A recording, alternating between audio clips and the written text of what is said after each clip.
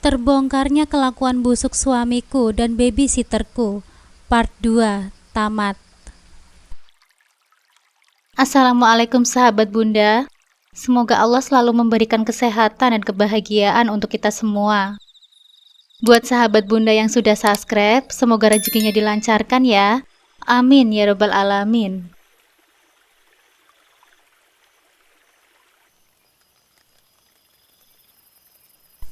Sebelum lanjut ke ceritanya, buat sahabat Bunda yang belum menonton part satunya, bisa ditonton lebih dulu ya, agar bisa mengikuti alur ceritanya. Mbak, ada kiriman dari Mas Dimas, ucap seorang pria yang baru tiba di depan gerbang rumah. Aku menyambutnya dengan senyuman, karena 1 jam sebelumnya, Dimas memang sudah mengabari bahwa dia akan mengirimkan seseorang untuk mengantarkan sebuah paket. Katanya semua foto yang dia ambil saat memergoki Mas Ridwan di puncak telah dicetak sebagai barang bukti. Dan sekarang semuanya telah sampai di tanganku. Beberapa waktu yang lalu, aku baru sempat menunjukkan beberapa foto melalui ponsel saat menangkap basah Mas Ridwan dan Luna bergandengan tangan di Villa Puncak. Namun kini, semua bukti perselingkuhan itu telah ada di tanganku, lengkap dan nyata. Terima kasih ya, kataku sambil menerima 2 kotak yang diserahkan. Dimas kirim apa lagi, Dek? Berani sekali kamu masih berhubungan dengannya, bentak Mas Ridwan dengan nada tinggi. Membuatku hampir tertawa. Lucu orang yang bersalah justru seringkali tidak sadar akan dosanya sendiri. Oh, penasaran sama isi kotaknya, Mas? Balasku dengan suara dingin sambil membuka kotak kecil di hadapan mereka berdua. Perlahan aku membuka kotaknya, memperlihatkan tumpukan foto mereka berdua saat sedang bermesraan. Kini mereka tak bisa lagi mengelak. Ada foto mereka bergandengan tangan di villa. Bahkan foto di depan kamar hotel pun ada di situ. Seru ya, liburan bulan madu di puncak dengan Luna? Tanyaku sarkastis. Mereka hanya terdiam. Luna menunduk, sementara Mas Ridwan tak mampu berkata apa-apa. Apa kurangnya aku? Setiap bulan aku menghabiskan uang jutaan untuk perawatan wajah dan tubuhku. Aku bisa cari uang sendiri yang juga tak kalah banyak dengannya. Lalu apa? Kenapa dia bisa serendah itu berselingkuh di belakangku? Aku pikir dengan semua yang kumiliki ini akan membuatmu setia padaku, Mas. Bahkan di saat aku memilih banting tulang untuk membantumu dan juga demi masa depan Dava, kamu justru bermain di belakangku. Ku dekati suamiku itu. Rasa cinta dalam hatiku sudah pupus. Bahkan aku merasa jijik ketika mengingat dia berbagi peluh dengan perempuan seperti Luna. Jelaskan, Mas. Aku kurangnya apa? Bentakku hingga membuat Luna terlonjak. Sejak aku tahu mereka berselingkuh, setetes air mata pun tak kujatuhkan untuk Mas Ridwan.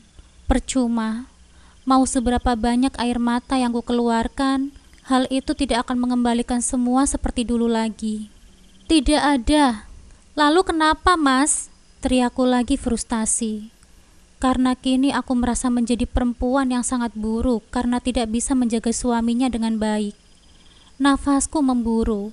Ku tatap Mas Ridwan dan Luna secara bergantian, karena sampai saat ini pun sebenarnya aku masih tidak habis pikir dengan mereka berdua.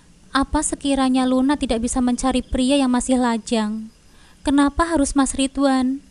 Dan juga, kenapa suamiku itu juga dengan mudahnya terperangkap oleh kata-kata manis Luna? Kenapa tidak bisa menjawab, Mas? Sekarang kalian sudah kutangkap basah. Satu pun di antara kalian tidak ada yang bisa mencari alasan lagi. Tugasmu sekarang hanyalah menandatangani surat perceraian itu. Lalu akan kubiarkan kamu bahagia bersamanya. Begitu juga denganku.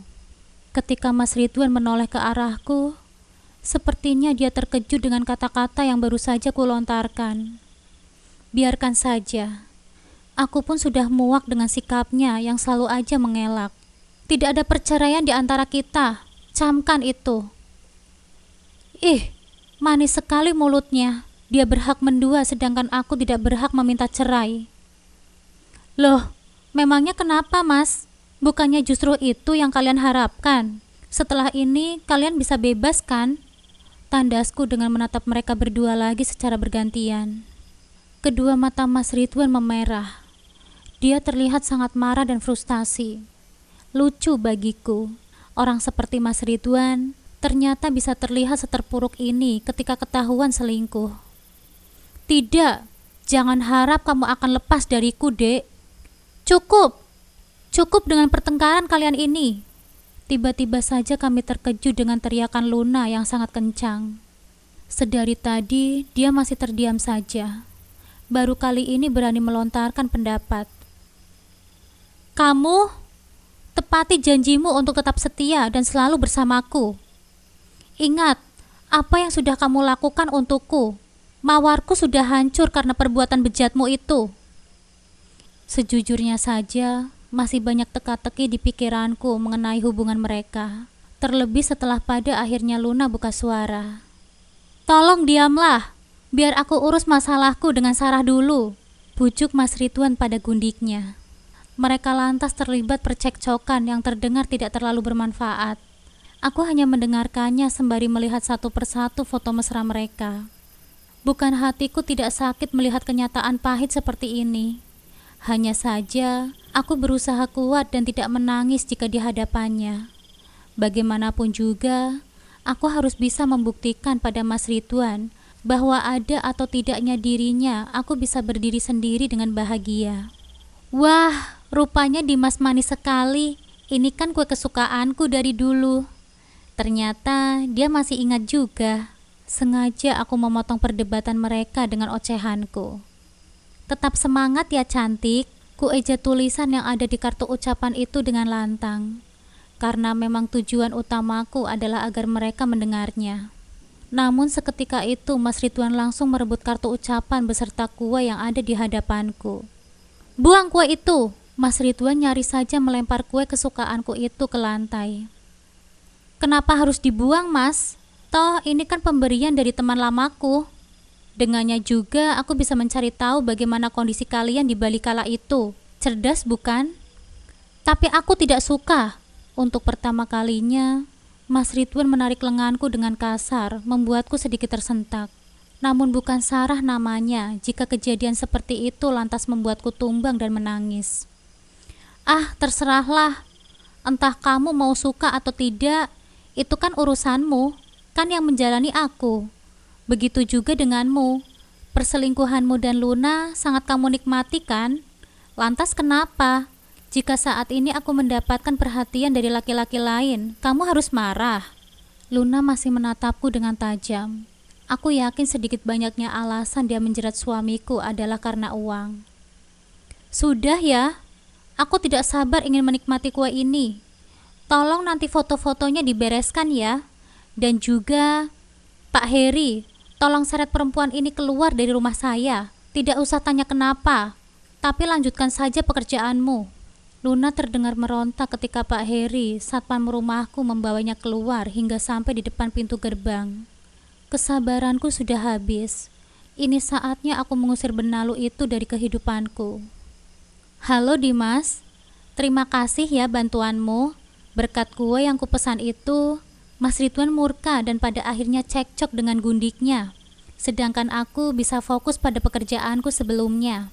Kataku ketika Dimas menghubungiku usai insiden di depan rumah beberapa saat lalu. Ku dengarkan dengan saksama perkataan yang kuterima dari Dimas di seberang telepon sana. Lalu mengangguk pasti. Dia baru saja menemukan ide baru untuk membuat kedua orang itu jera. Kita tunggu saja sampai Dimas benar-benar menjalankan misinya. Aku menyandarkan tubuhku di sisi jendela kamar, membiarkan pandangan kosong menembus gelapnya malam yang pekat tanpa cahaya bintang. Apakah ini takdir atau sekedar kebetulan belaka? Aku tak tahu pasti. Yang jelas, malam ini terasa begitu dingin, bukan hanya udara, tetapi juga hatiku. Angin malam menyelinap masuk melalui jendela yang kubuka separuh. Udara dingin menusuk kulit, tapi tak sebanding dengan rasa beku di dadaku. Suara tawa yang dulu mengisi rumah ini, kini tinggal bayang-bayang kenangan. Tak tersisa selain keheningan yang menusuk. Kamar ini saksi bisu akan cinta yang pernah kupupuk untuk Mas Ridwan. Kini menjadi monumen pengkhianatan yang mematahkan segalanya. Pikiranku melayang pada kejadian tadi ketika aku memerintahkan Pak Heri untuk menyeret Luna keluar dari rumah ini. Wanita itu meronta, berteriak, memohon, tapi tidak ada yang lebih memuakkan selain ekspresi pilu di wajah Mas Ridwan yang hanya berdiri mematung. Aku tersenyum tipis saat bayangan Luna yang diusir secara paksa melintas dalam ingatanku. Melihat kakinya melangkah meninggalkan halaman, aku merasa puas. Setelah itu aku meninggalkan Mas Ridwan tanpa sepatah kata pun. Masuk ke rumah untuk menghubungi Dimas, orang yang telah membantuku dalam rencana ini. Mas Ridwan tidak berkutik. Aku tahu dia terperangkap dalam jebakannya sendiri. Jika dia berani menolong Luna, itu hanya akan mempercepat perceraianku dengannya. Dan jika itu terjadi, dia tahu aku akan menuntut separuh hartanya. Aku yakin dia masih memiliki sedikit rasa malu untuk memilih pengasuh anak sebagai pendamping hidupnya. Beberapa menit setelah aku selesai berbicara dengan Dimas, Mas Ridwan masuk dan duduk di hadapanku. Aku masih sibuk dengan ponselku, membaca pesan-pesan yang masuk. Sekarang Luna sudah pergi, katanya dengan pelan. Kita bisa memperbaiki semuanya kan? Aku menghentikan jemariku di layar ponsel, meliriknya sekilas. Kapan aku pernah bilang kalau kita akan memperbaiki apapun? Dia mendesah. Nada suaranya penuh harap, tapi aku enggan menatapnya. Dulu setiap tatapan dan suara Mas Ridwan mampu membuat jantungku berdebar bahagia. Tapi kini, yang tersisa hanyalah kebencian dan kehampaan. Dek, aku mengaku salah. Aku hilaf. Mari kita mulai dari awal, pintanya dengan nada putus asa. Aku mendengus. Lalu, istrimu yang satu lagi bagaimana, Mas? Tanyaku dengan sinis. Besok aku akan menceraikannya, jawabnya tegas. Jantungku berdebar kencang, tapi aku berusaha tetap tenang.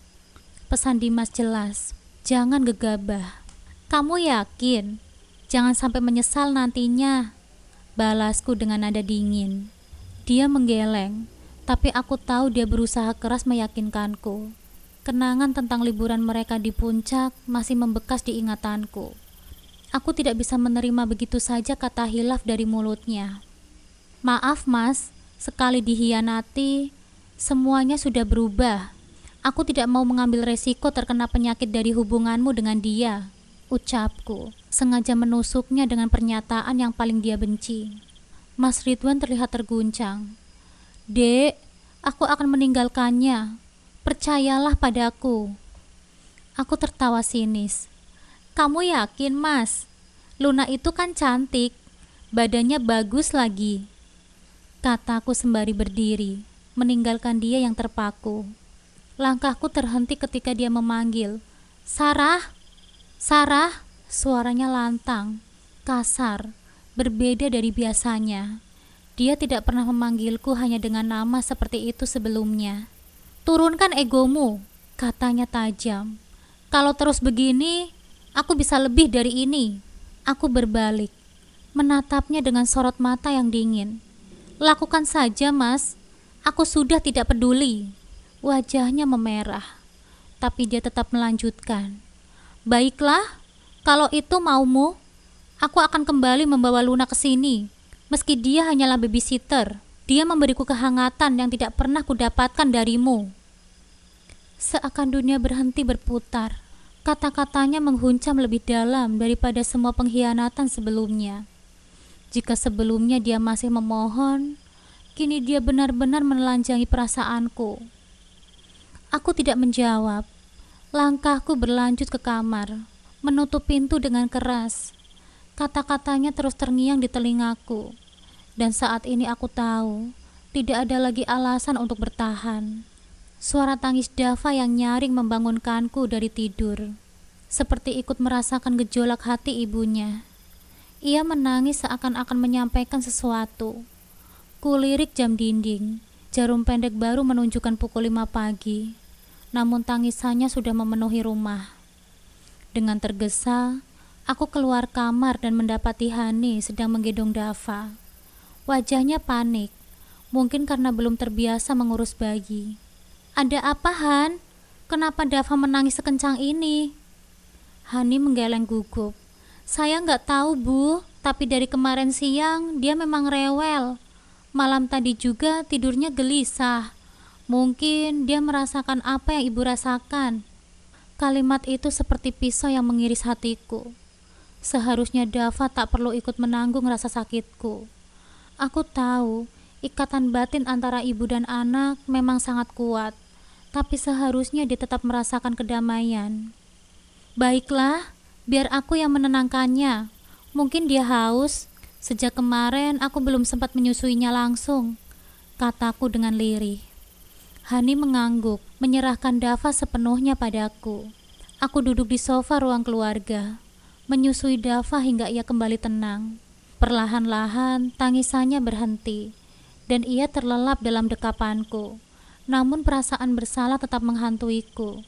Jika saja ayahnya tidak menyakitiku, Dava pasti tidak akan ikut menderita. Setelah sekitar 1 jam, Dava tertidur dengan pulas. Aku meletakkannya di tempat tidur dan melirik sekeliling. Mas Ridwan entah tidur di mana. Mungkin di kamar tamu. Aku tidak peduli. Aku hanya ingin mengurus Dava tanpa beban. Saat aku hendak menuju dapur untuk membantu Mak Ju memasak, suara ketukan pintu depan mengalihkan perhatianku. Pukul 6 pagi, siapa yang akan bertamu sepagi ini? Dengan hati-hati, aku membuka pintu. 2 pria berseragam polisi berdiri di hadapanku, membuat jantungku berdebar kencang. Selamat pagi, Bu. Apa ini rumah Bapak Ridwan? Salah satu dari mereka bertanya dengan suara tegas. Jantungku semakin terpacu. Iya, Pak. Ini rumah Bapak Ridwan. Ada apa ya, Pak? Kedua polisi itu saling bertukar pandang, dan kegelisahanku semakin menjadi. Apa yang terjadi? Apakah Mas Ridwan terlibat masalah hukum? Saya ingin memberitahukan, istri Pak Ridwan sedang dirawat di rumah sakit karena mengalami kecelakaan dini hari tadi, sekitar pukul 3 pagi, ujar salah satu polisi dengan nada serius. Keningku berkerut mendengar ucapan itu. Maaf, Bu, bisakah Pak Ridwan dipanggil untuk menemui istrinya? Lanjutnya. Aku mengerutkan dahi, semakin bingung. Istri? Gumamku dengan pelan. Suara itu hampir tenggelam dalam benakku yang kacau. Hari masih gelap. Suasana sunyi membuat keberadaan kedua polisi itu terasa lebih aneh. Mereka saling berpandangan, terlihat bingung, seperti menangkap kejanggalan yang sama denganku. Aku tahu betul apa yang mereka maksud. Tapi, istrinya? Bukankah istrinya adalah aku? Siapa yang mereka bicarakan? Pak, maaf, apa Anda tidak salah alamat? Tanyaku masih berusaha memahami situasi. Loh, salah alamat bagaimana, Bu? Ini benar kan rumahnya Pak Ridwan? Jawab polisi dengan nada bingung. Iya benar, Pak. Suara tenang Mas Ridwan terdengar tiba-tiba. Ia muncul dari belakang, berjalan mendekat. Ia berdiri di sampingku, lalu menatap polisi itu. Ada apa sebenarnya ya, Pak? Polisi itu menghela nafas. Ada seorang wanita yang mengalami kecelakaan di perempatan jalan. Dia tidak fokus sehingga tertabrak mobil. Namanya Luna. Dia mengaku tidak membawa KTP karena tertinggal di rumah, dan dia mengatakan tinggal di sini sebagai istri Anda. Apakah itu benar, Pak? Tubuhku membeku. Mas Ridwan menoleh ke arahku, namun aku mengalihkan pandangan, enggan bertemu matanya. Hatiku panas, tapi di sisi lain, aku merasa lega. Tuhan sepertinya langsung memberikan balasan. Iya benar, Pak, jawab Mas Ridwan dengan tergagap. Bagaimana keadaannya, Pak? Dia sudah sadar, tapi kondisinya cukup parah. Tangan kirinya terluka cukup berat, dan ada luka di wajahnya, jawab polisi itu. Aku menyunggingkan senyuman tipis. Tuhan benar-benar adil. Terima kasih ya, Pak. Saya akan segera ke rumah sakit, ucap Mas Ridwan. Setelah itu, kedua polisi itu pamit, meninggalkan kami berdua di depan pintu. Luna, kecelakaan. Wajahnya terluka. Haruskah aku senang atau merasa kasihan? Batinku sinis. Aku berbalik, kembali menuju dapur untuk membantu Mak Ju menyiapkan sarapan. Persetan dengan kecelakaan itu, aku tidak peduli. "Dek, bolehkah aku menjenguk Luna?" tanya Mas Ridwan tiba-tiba. Suaranya lembut, berbeda dari semalam ketika ia berbicara kasar padaku. Aku tidak menjawabnya, hanya melanjutkan langkahku. Namun suara dinginnya kembali memanggilku. "Kalau sikap baikku tidak kau hargai, aku akan pakai cara lain. Nikmati kesombonganmu itu. Aku juga akan mencari kebahagiaanku sendiri," ancamnya dengan nada tajam sebelum pergi. Aku mendengarnya, tapi memilih untuk tidak peduli. Jika dia ingin pergi, silahkan saja. Aku tidak lagi peduli. "Sebelum pergi, tanda tangani dulu dokumen ini," ucapku dengan tegas ketika Mas Ridwan sudah siap beranjak keluar rumah. Dia berhenti sejenak, memandangku dengan sorot mata curiga. Hubungan kami memang berubah drastis sejak perselingkuhannya dengan Luna terbongkar. Aku tak lagi punya alasan untuk bersikap lembut padanya. "Apa ini? Surat cerai lagi? Aku tidak akan menandatanganinya." Aku menarik nafas panjang, mencoba mengendalikan emosi yang membuncah di dadaku. Sungguh egoisnya laki-laki ini. Dia berselingkuh di belakangku, tapi saat aku meminta berpisah, dia malah menolak. "Oh, begitu. Baiklah, tapi jika begitu, kau pergi saja hanya dengan kedua kakimu." Dia menatapku penuh tanya. Mungkin dia pikir bisa mempermainkanku, tapi sayangnya aku tidak sebodoh yang dia bayangkan. Aku mengangkat tangan, memperlihatkan kunci mobil dan dompetnya yang ada di dalam genggamanku. "Maksudmu apa?" Aku tersenyum dingin. "Silahkan pergi kalau kamu mau, tapi kamu tidak akan membawa ini." "Sarah, kembalikan barang-barangku." Tawa sinis keluar dari bibirku. Rasa sakit yang menyayat di dada ingin aku tutupi dengan sikap acuh. Aku tak akan membiarkannya melihat luka yang masih menganga di hatiku. "Bagaimana kalau kita barter saja, Mas?" Aku mengangkat alis, menantangnya. "Kau menandatangani surat cerai, dan aku kembalikan semua milikmu." Dia mengepalkan tangannya. Aku tahu dia sedang menahan amarah yang hampir meledak. "Jangan buat aku kehilangan kesabaran, Sarah." Aku justru mendekat, menantangnya lebih jauh. "Kamu mau memukulku? Silahkan. Setidaknya itu akan membuat proses perceraian kita lebih cepat." Ridwan Wijaya melakukan kekerasan pada istrinya, Sarah Azahra. Mau coba? Kami saling beradu tatap. Ketegangan di antara kami kian memuncak. Akhirnya dia menyerah. Dengan wajah yang muram, dia mengambil pena dan menandatangani dokumen itu. Aku menerima berkas itu dengan senyum tipis, meski hatiku terasa remuk. "Terima kasih ya, Mas." Aku menyerahkan kembali kunci mobil dan dompetnya. Tanpa menatapku lagi, dia bergegas pergi. Aku tahu tujuannya hanya satu, Luna. Dan kali ini, aku tidak akan menghalanginya. Bagiku ini adalah akhir. Saat pintu terbuka, suara kasar Mas Ridwan terdengar dari luar. "Kamu ngapain di sini?" Aku melangkah ke depan, menemukan Dimas, rival bisnis suamiku, berdiri di depan pintu dengan senyuman yang penuh kemenangan. "Hai Mas Ridwan, apa kabar? Senang melihatmu dalam situasi yang rumit ini." "Oh iya, aku hanya ingin mengucapkan selamat karena kamu telah menikah lagi. Dan satu lagi, aku akan memastikan tender besar berikutnya menjadi milikku." "Kau gila ya, Dimas?" Dimas tertawa kecil. "Mungkin, tapi aku tidak pernah menyakiti wanita sepertimu, Ridwan. Kita lihat saja siapa yang akan menang kali ini." Dimas menatapku sekilas, memberikan senyuman penuh arti, seolah memberiku sinyal bahwa aku tak sendirian. Kali ini, dia akan membantuku menuntaskan semuanya. "Terima kasih ya, kamu sudah banyak membantu sampai sejauh ini," ucapku pada Dimas setelah dia memberikan tamparan keras pada Mas Ridwan. Sahabat lamaku itu hanya tersenyum lembut, lalu mencubit pipi Dava yang berada di pangkuanku. Wajahnya penuh kelembutan dan perhatian, seperti dulu saat dia selalu ramah pada anak-anak.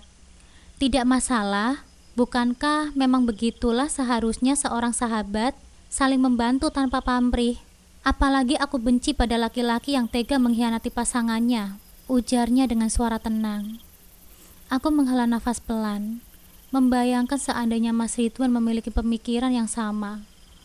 Dulu, aku memilihnya karena cinta buta. Dia datang saat hubunganku dengan Dimas berada di puncaknya, membawa segudang janji manis yang akhirnya membuatku beralih padanya. Aku tak pernah benar-benar meragukan perasaanku pada Dimas kala itu.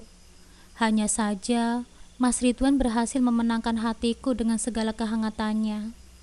Kini aku hanya bisa menyesali keputusanku itu. Andai saja waktu bisa diputar kembali, aku tidak akan membiarkan diriku jatuh pada pesonanya yang palsu. Halo, kamu melamun ya? Suara Dimas membuyarkan lamunanku. Aku tersentak dan kembali ke dunia nyata. Dengan cepat kucium kepala Dava, lalu berkata, "Sebentar ya, aku titip Dava dulu ke Hani." Setelah menyerahkan Dava pada Hani, aku kembali duduk di samping Dimas. Aku sadar sekarang betapa bodohnya aku dulu memilih Mas Ridwan karena cinta buta. Aku terlalu egois. Dimas tersenyum bijak, menggeleng pelan. Tidak perlu menyesal. Setidaknya sekarang kamu belajar. Ini bagian dari perjalanan hidupmu. Tuhan selalu punya rencana di balik setiap cobaan. Percayalah, kebahagiaan pasti akan datang. Dia tak hanya penuh empati, tetapi juga bijak. Seperti malaikat pelindungku. Aku hanya bisa menyesali mengapa dulu aku buta memilih cinta. Jadi, kapan kamu akan mengurus berkas ke pengadilan agama? Tanyanya, mengalihkan pembicaraan. Belum tahu, mungkin hari ini atau besok, jawabku. Kamu sudah yakin dengan keputusanmu itu? Aku menarik nafas panjang, mengumpulkan kekuatan. Sudah, aku tidak bisa lagi bertahan dengan pengkhianatan. Ini jalan yang terbaik. Dimas mengangguk penuh dukungan. Baiklah, kalau butuh bantuan, jangan ragu menghubungiku ya. Senyumku merekah. Tak kusangka, setelah semua yang terjadi, dia masih sebaik ini padaku. Tengah hari Dimas pamit. Aku mengantarkannya sampai ke pintu. Namun tak lama setelah mobilnya berlalu, suara mesin lain terdengar memasuki perkarangan. Hatiku mencelos saat melihat siapa yang turun dari mobil itu. Luna. Dengan wajah penuh luka, dia turun dari mobil Mas Ridwan. Bertingkah manja seperti biasa. Aku menghadangnya di depan pintu. "Mau apa kalian?" tanyaku dengan dingin. Mas Ridwan dengan wajah lelah mencoba masuk. "Sarah, biarkan aku masuk." Aku melipat tangan di dada. "Masuk saja." Tapi dia tidak. Aku menuding Luna dengan tatapan tajam. "Oh, baru kecelakaan ya? Kasihan sekali sih. Wajah lecet-lecet, tangan luka. Tapi tenang, kamu masih bisa pulih kok. Tapi ingat ya, aku saja diselingkuhi meski merawat diri habis-habisan. Apalagi kamu," sindirku dengan sinis. Wajah Luna merah padam. Mas Ridwan pun nampak kesal. Namun aku tak peduli. "Kamu tahu, aku sudah kirim kabar ke orang tuamu di kampung. Pasti mereka bangga kalau anaknya menjadi istri siri mantan majikannya." Luna meneteskan air mata. Mas Ridwan membentakku. "Sarah, hentikan!" Aku tertawa sinis. "Kenapa, Mas? Tak suka dengar kenyataannya? Tenang saja, aku tak butuh lagi pria macam kamu. Silahkan kamu ambil sisa yang sudah tidak berguna ini." "Sarah, kamu tega sekali mengusirku dari rumah ini," kata Mas Ridwan dengan nada penuh penyesalan. "Memalukan kamu, Mas, berkata seperti itu. Padahal kamu sendiri yang berselingkuh dengan wanita murahan ini," jawabku dengan suara tegas sambil menunjuk wajah Luna yang ada di sampingnya. "Sarah, cukup. Aku memang salah, dan aku meminta kita memulai dari awal," ujar Mas Ridwan dengan suara lemah. "Mulai dari awal? Maksudmu aku harus menerima perempuan perebut laki orang ini?" jawabku dengan nada sinis. "Sudahlah, Mas. Aku juga sudah muak dengan sikapmu yang tidak tahu malu itu. Lebih baik kalian berdua pergi sekarang juga dari rumahku, kataku dengan tegas, sambil menutup pintu rumah dengan keras, membiarkan mereka berdua keluar dari hidupku untuk selamanya. Aku merasa sangat lega ketika akhirnya aku bisa mengusir suamiku dan babysitter itu keluar dari rumahku. Meskipun kenyataannya aku harus berpisah dengan Mas Ridwan lebih cepat daripada yang aku harapkan. Tapi aku merasa itu yang terbaik. Untuk apa aku mempertahankan orang-orang yang sama sekali tidak bisa menjaga hatiku? Mas Ridwan yang dulu kupandang sebagai kepala rumah tangga yang akan mengantarkanku ke kebahagiaan dunia dan akhirat, ternyata malah tidak mampu memberikan kebahagiaan bahkan di dunia saja. Tidak apa-apa. Jika dia tidak bisa membuatku bahagia, setidaknya aku masih memiliki seorang malaikat kecil, Dava, yang kelak akan membuat kehidupanku lebih berwarna dan penuh dengan kebahagiaan. Aku terjatuh ke ranjang, melepaskan semua beban yang terasa begitu berat.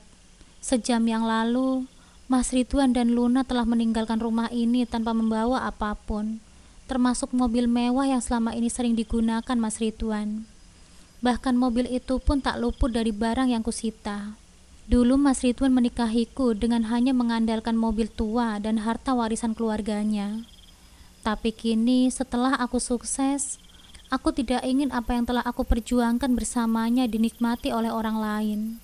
Jika dia ingin berselingkuh, biarlah, tapi jangan pernah bawa harta kami, meski hanya sepeser pun. Tak terasa air mataku jatuh begitu saja. Ingatanku tentang pengkhianatannya sangat tajam. Terlebih lagi, Luna yang merupakan orang yang pernah kupercayai, justru tega menyakitiku dengan cara seperti ini. Namun tidak apa-apa. Setidaknya aku tidak pernah meneteskan air mata di depan Mas Ridwan. Apapun yang terjadi, dia tidak boleh tahu kalau aku merasa begitu terpuruk. Aku harus bangkit, menjadi wanita yang lebih kuat untuk Dava, malaikat kecilku yang masih sangat membutuhkan diriku. Jika ayahnya tidak peduli padanya, aku akan berusaha sebisaku untuk membahagiakan anakku. Segera setelah itu, aku mengurus perceraian dengan bantuan Dimas. Dan berkat kelengkapan berkas, aku menjalani sidang pertama tanpa mediasi. Aku sudah sangat lelah dengan Mas Ridwan. Proses perceraian yang semula kupikir akan berlangsung lama, ternyata malah berjalan begitu cepat. Dengan ketukan palu dari hakim, kami resmi bercerai. 3 hari setelah perceraian selesai, tanpa sengaja aku melihat Mas Ridwan berdiri di tengah jalan, dengan tatapan kosong, sepertinya dia sedang melamun, dan tidak sadar dia sedang berjalan di tengah jalan raya. Aku menyembunyikan klakson keras, sengaja menarik perhatiannya. "Mas, bisa tidak kalau melamun jangan di tengah jalan?" teriakku dengan sengaja. Mas Ridwan tidak langsung menoleh, malah nampak diam dan tidak memberikan reaksi. Aku tahu dia pasti mengenali suaraku, meski dia tidak menoleh. Aku membunyikan klakson lagi, lebih keras, hingga akhirnya dia menoleh. Wajahnya langsung berubah pucat saat melihatku. Jika aku ingat lagi, Mas Ridwan memang laki-laki yang selalu menuruti kehendakku, mementingkan aku, terbukti dengan mobil dan rumah yang semuanya atas namaku. Bahkan dia memberikan kekuasaan penuh padaku untuk mengelola uangnya, dengan cara menghubungkan rekening ATM-nya dengan ponselku. "Sarah," gumamnya. Aku bisa membaca dari gerakan bibirnya. Aku tersenyum sinis, lalu keluar dari mobil dan mendekatinya. "Mas, bisa tidak kalau berjalan itu tidak di tengah jalan? Kalau terjadi apa-apa gimana?" ujarku sambil sedikit mengejek. Mas Ridwan terdiam, tidak mengatakan apa-apa. "Maaf," kata Mas Ridwan dengan suara pelan. Aku hanya tersenyum kecut, lalu bersiap menginjak gas untuk melanjutkan perjalanan. Rasanya ada kebahagiaan tersendiri melihatnya terpuruk seperti ini, karena dia telah mengkhianatiku. "Sarah, tunggu!" teriaknya saat aku mulai melaju. Aku pun memberhentikan mobilku, menatapnya. "Ada apa, Mas?" tanyaku dengan dingin. "Sarah, aku mohon, bisakah kita bicara baik-baik? Aku ingin kita rujuk," katanya dengan penuh harap. Aku terkejut. tapi segera berkata dengan tegas, "Oh, jadi sekarang kamu mau bicara setelah semuanya? Mungkin ini terlalu mendesak, tapi bisakah kita bicara sebentar di sana?" Dia menunjuk kursi di depan swalayan. Aku mengeritkan dahi, merasa curiga. Sebelumnya, dia tidak pernah bersikap semanis ini padaku. "Maaf mas, aku sibuk," jawabku dengan dingin. "Ayolah Sarah, hanya sebentar. Aku ingin meminta maaf dan berharap bisa rujuk denganmu," kata Mas Ridwan. Ternyata kata-katanya begitu manis, tapi hati ini sudah keras. Mana mungkin aku bisa melupakan semua pengkhianatannya. Tanpa ragu, aku menarik kaca jendela mobilku dan menginjak pedal gas kuat-kuat. Tidak ada gunanya meladeni orang seperti Mas Ridwan lagi, karena aku sudah tahu sifat aslinya. Aku tinggalkan dia yang masih berharap aku akan berhenti dan berbicara dengannya. Namun itu semua tak akan pernah terjadi. Sekali aku disakiti, tidak ada maaf lagi. Waktu terus berjalan, dan aku merasa semakin kuat. Kehidupanku kini sudah berbeda, jauh dari semua kebohongan dan pengkhianatan yang pernah aku alami. Meski ada luka yang tidak bisa disembuhkan dengan mudah, aku tahu bahwa setiap langkah yang aku ambil membawa aku menuju kebahagiaan yang lebih nyata, jauh dari bayangan masa lalu. Dava, malaikat kecilku, adalah sumber semangatku. Setiap senyumannya, setiap pelukannya, selalu mengingatkanku bahwa aku tidak sendirian. Dia adalah alasan mengapa aku tidak pernah menyerah, mengapa aku harus berjuang meski semuanya terasa begitu berat. Aku tak lagi mengenang Mas Ridwan atau Luna. Mereka hanyalah bagian dari masa laluku yang sudah kuhapus. Aku memilih untuk hidup dengan cara yang lebih baik, lebih sehat, lebih penuh cinta dan harapan. Kini aku bisa mengatur hidupku sendiri, tanpa ada bayang-bayang masa lalu yang menghantui. Pekerjaanku berjalan dengan lancar, dan aku menemukan kedamaian dalam keseharian yang sederhana. Tidak ada lagi kebohongan atau kekecewaan yang harus aku tanggung. Semua yang ada hanyalah aku, Dava, dan masa depan yang lebih cerah.